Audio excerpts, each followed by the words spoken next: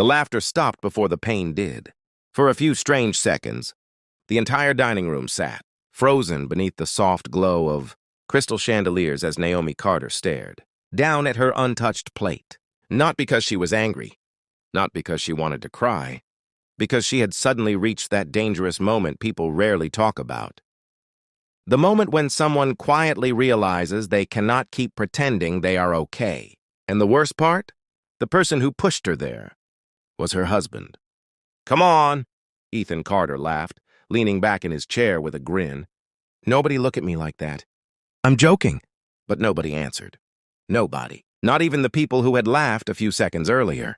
Because now they felt it. Now everyone understood the joke had gone too far. Way too far! A few moments earlier, the evening had looked perfect.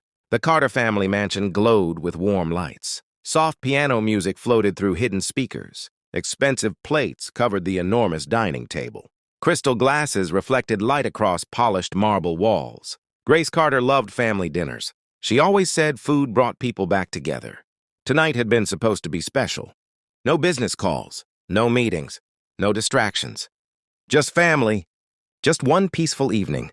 But then Ethan opened his mouth. It had started small. Always small. Ethan raised his wine glass and smiled around the table. "You know something funny?" Mason looked up. Olivia glanced over. Daniel quietly continued cutting his steak. Ethan smirked. "I told Naomi we should start working out together." A few people smiled politely. Naomi kept eating. "Or pretending to," Ethan continued. "I told her couples should motivate each other." Small laughter.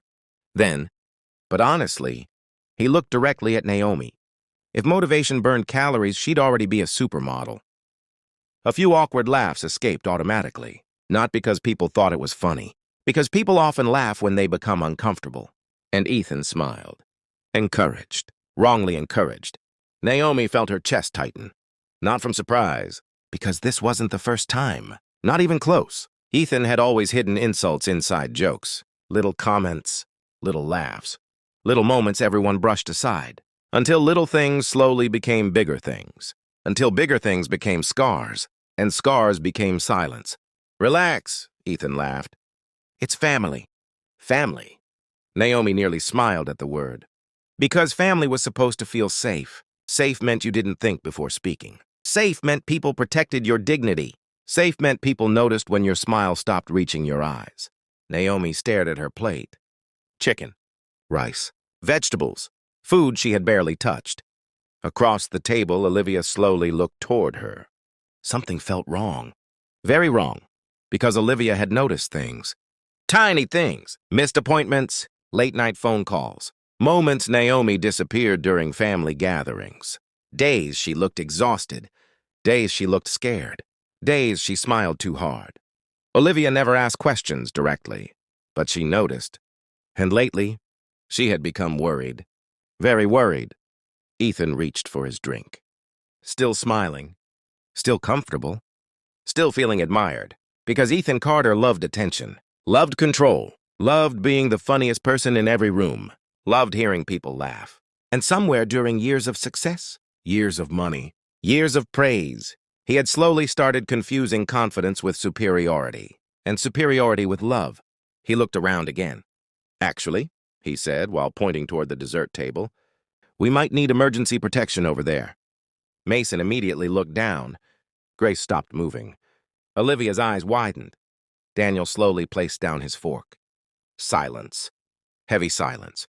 But Ethan kept smiling, because Ethan still thought this was harmless, still thought this was normal, still thought Naomi would save him, because Naomi always saved him, always. Whenever friends raised concerns, whenever Ethan embarrassed her, whenever someone privately asked, "Naomi, are you okay?" she always answered, "He's stressed. He doesn't mean it. He has a good heart." Because love does strange things. Sometimes love teaches people patience. Sometimes love teaches sacrifice. And sometimes, love convinces people to carry pain silently. Educational experts often say emotional wounds rarely begin with one big moment.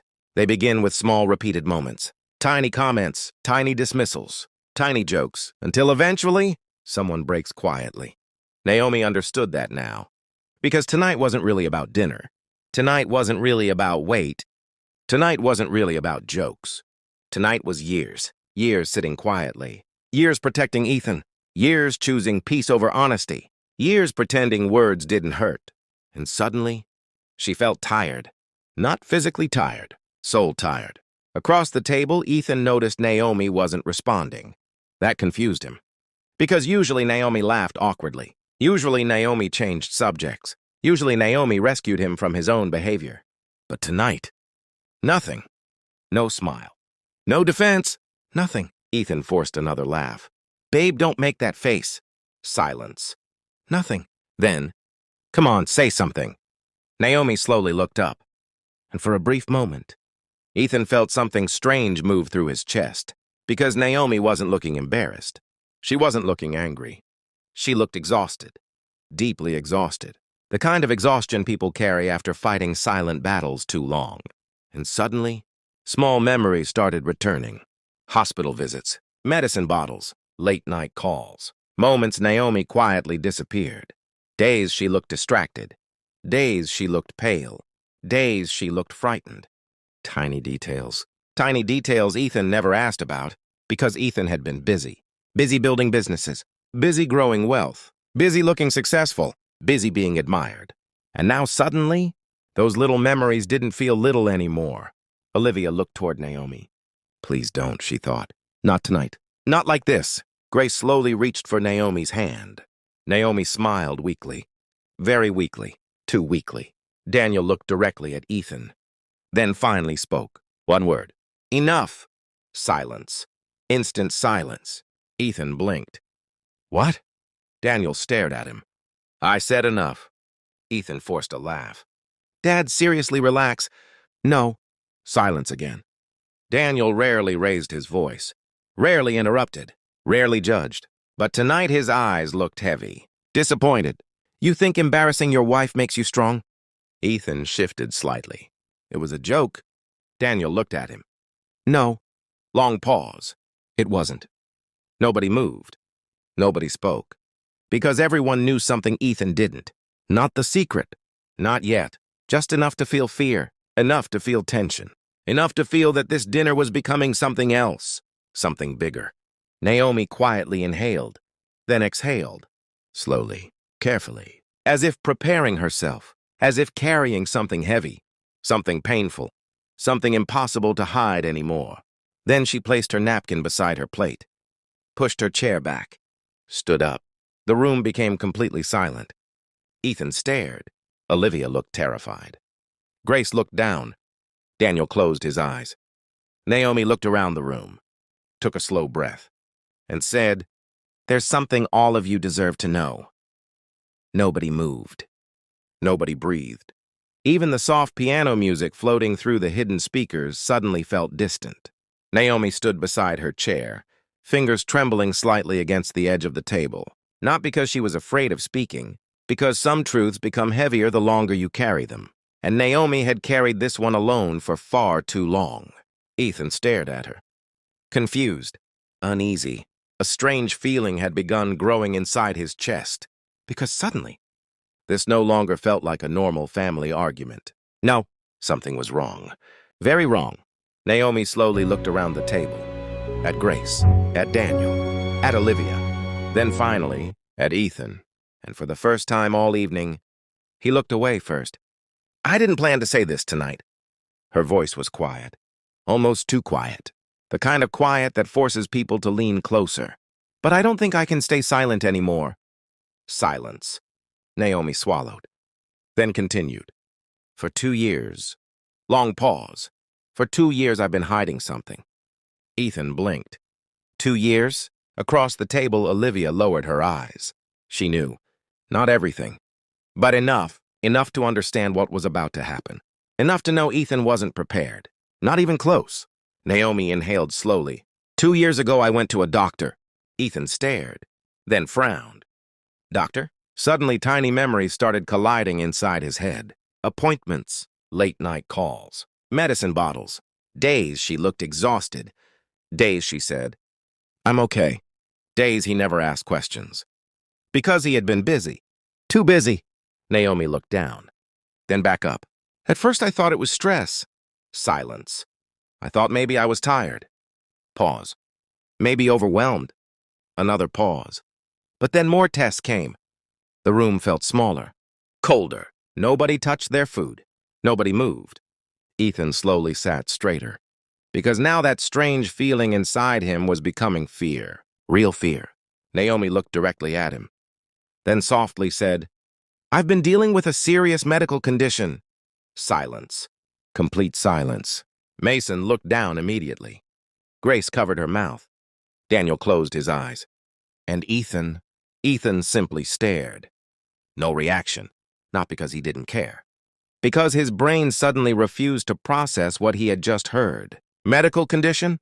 No, that didn't make sense. Because if something serious had happened, she would have told him. Right. Then another thought entered his mind. Would she? The question hit harder than he expected, because suddenly Ethan remembered all the times he wasn't really there. Not physically, emotionally. Late nights, business trips, phone calls during dinner, half listening, nodding while staring at emails, saying, "We'll talk later," and later never coming. Naomi looked toward the table, then quietly smiled. Not a happy smile. The kind people use when remembering pain. You know something strange? Silence. When people see physical changes, pause. They think they understand everything. Ethan felt cold. Very cold. Naomi looked toward him. But they don't. Nobody spoke. She continued. People see weight changes. People see tiredness.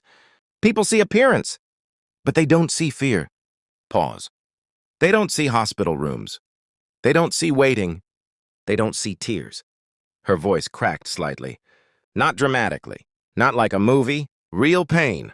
Quiet pain. The kind that arrives after carrying something alone too long. Educational experts often say people judge visible things because visible things are easy. Character takes time. Pain takes empathy. And empathy requires slowing down long enough to truly see another person. Ethan suddenly couldn't breathe normally. Because every sentence felt like a mirror. Every sentence felt personal. Because he realized something horrifying. He had looked at Naomi every day. And somehow, he stopped seeing her. Really seeing her. Naomi slowly looked toward Olivia. Olivia looked down immediately. Tears filled her eyes, and Ethan noticed. Wait, Olivia knew? His eyes moved toward Grace, toward Daniel, toward the room, and suddenly, he saw it. Not shock, not confusion, sadness. They knew. Not all details, but enough. Enough that everyone had become protective. Everyone except him. The husband. The one person who should have known first. Ethan felt his stomach drop. No, he whispered. Nobody answered. No. Naomi looked toward him quietly. Ethan stood up suddenly. What condition? Silence. What are you talking about? His voice sounded smaller now. Less confident. Less powerful. Less Ethan. Naomi stared at him. And for a moment, she looked heartbroken. Not because she wanted revenge. Not because she wanted him to suffer. Because she realized something tragic. The man she loved genuinely didn't know. Didn't know because he hadn't noticed. And not noticing someone can hurt as much as betrayal, maybe more. Ethan slowly shook his head. No. Silence. No, Naomi. His voice cracked. Very slightly. What condition? Naomi stared at him. Then finally spoke. And the next words completely changed the room. I've spent the last 2 years preparing for a possibility. Long pause. A possibility that I may never be able to have children. Silence. Absolute silence. The room froze. Completely froze. Ethan felt the blood leave his face. No, not possible. Not Naomi. Not them. Not after years of plans. Not after names picked for future children. Not after promises. No. Across the room, Grace started crying quietly. Olivia looked away. Daniel lowered his head. And Ethan looked at Naomi like he had never seen her before. Because suddenly, every joke, every comment, every insult, every moment, returned at once. And for the first time in years, Marcus, no, Ethan Carter, felt something stronger than embarrassment, stronger than guilt, stronger than regret, shame, pure shame. And Naomi looked at him. with tears slowly filling her eyes, before quietly saying, "There's more, there's more." The words barely left Naomi's mouth, but they hit the room harder than anything said that night. Nobody moved. Nobody looked at Ethan. Not anymore. Because suddenly the dinner wasn't about jokes. It wasn't about appearances. It wasn't about embarrassment. It was about pain. Real pain. The kind people carry quietly while still showing up for everyone else. Ethan felt frozen. Completely frozen. Because his mind had become a storm of memories.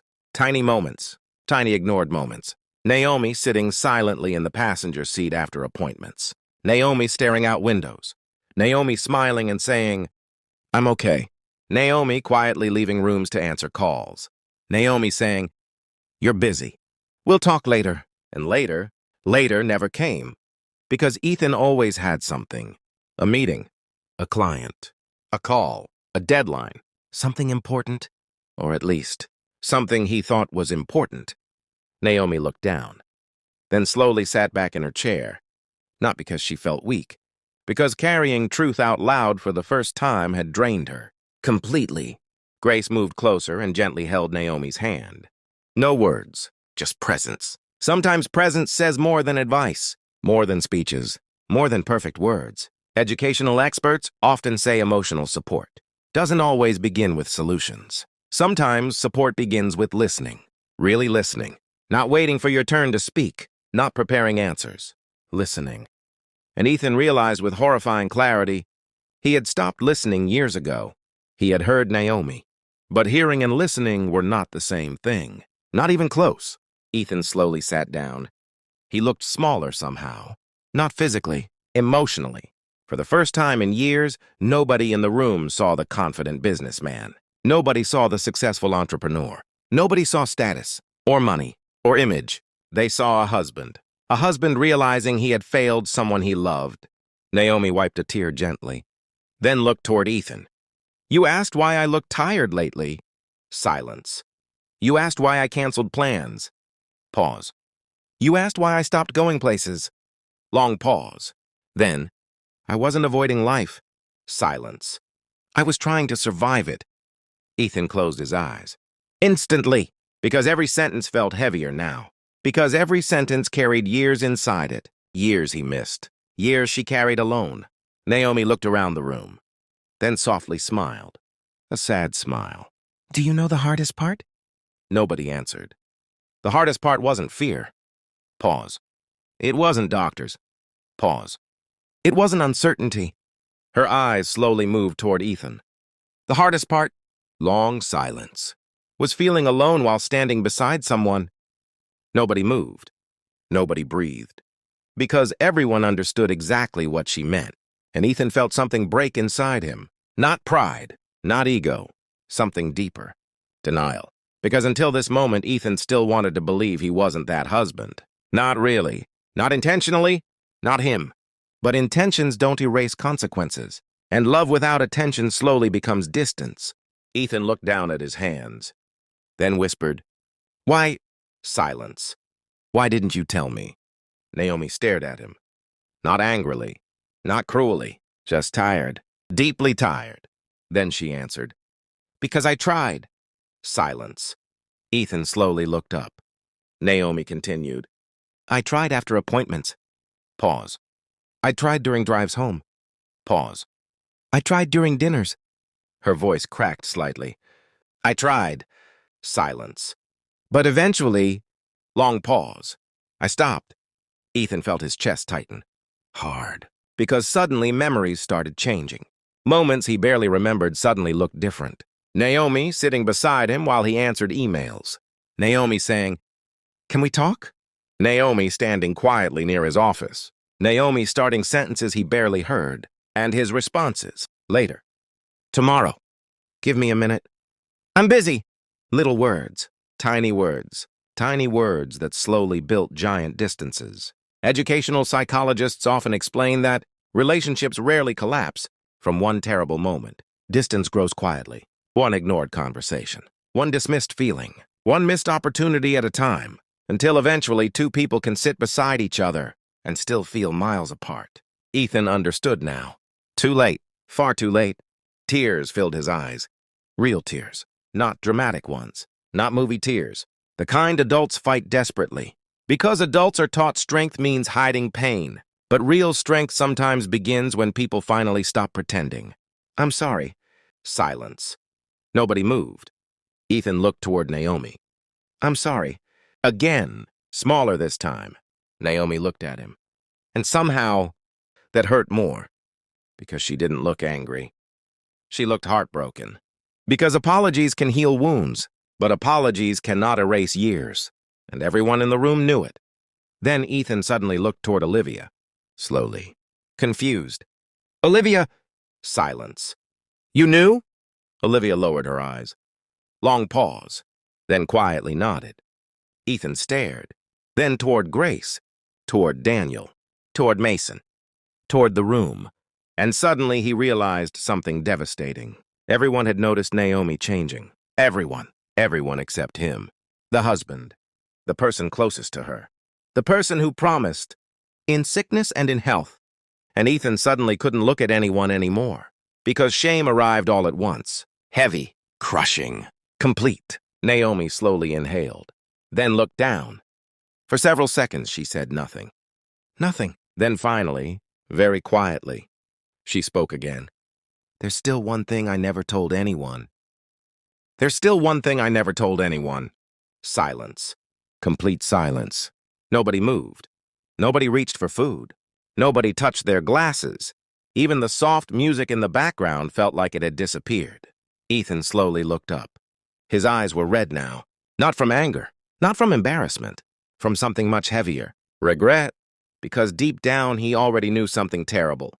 Whatever Naomi said next, he had not earned the right to hear it first. And that realization hurt more than anything.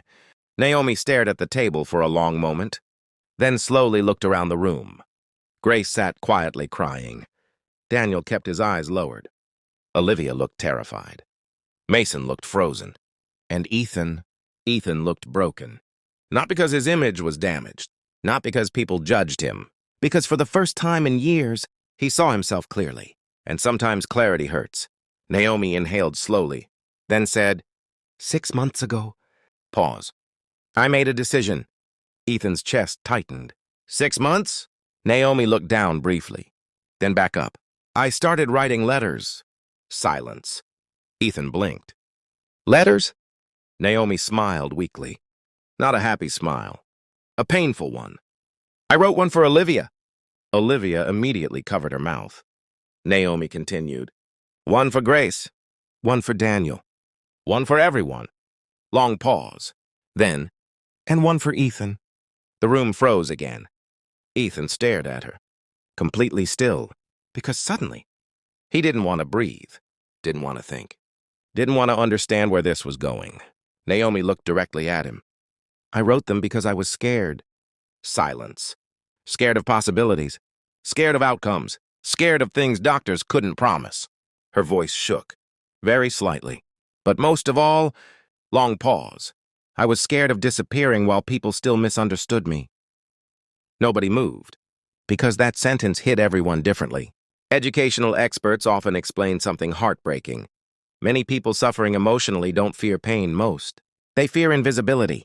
They fear feeling unseen, misunderstood, unheard. Because human beings can survive hardship better than loneliness. But surviving loneliness beside people you love, that kind of pain quietly changes people.